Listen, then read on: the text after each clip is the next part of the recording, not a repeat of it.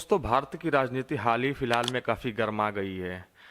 दोस्तों, अमेरिका द्वारा चुने गए राष्ट्रपति डोनाल्ड ट्रंप के द्वारा हाल ही में यूएस एड के द्वारा दी गई सहायता राशियों को रोक दिया गया है, जो पूरे विश्व भर में दी जाती थी। और उसमें से लगातार अमेरिका के राष्ट्रपति के द्वारा एक बयान में बार बार ये कहा जा रहा है कि 21 मिलियन डॉलर की जो सहायता राशि है भारत में जो दी गई थी 2024 के चुनाव को प्रभावित करने के लिए दी गई थी। ऐसा हो सकता है, it may could be.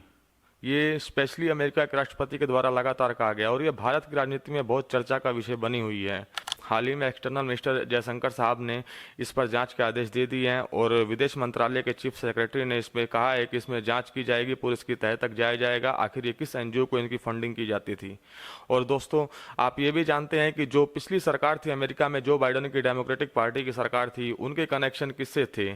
Sam Pitroda के बारे में भी आप जानते होंगे, जॉर्ज सोरोस के बारे में भी आप जानते होंगे, राहुल गांधी से उनके कनेक्शन क्या क्या। तो ये वोटर टर्नआउट के लिए जो ये रकम दी जा रही थी भारत के लिए, क्या ये सही है। जैसा कि हमने देखा कि भारत में जो वोटिंग परसेंटेज है वो पिछली बार से कम भी 8 से 10% बढ़ा है। तो ये भारत में ये सहायता राशि किस वजह से दी जा रही थी और किस वोटर को टर्न आउट कहाँ करने के लिए दिया जा रहा था।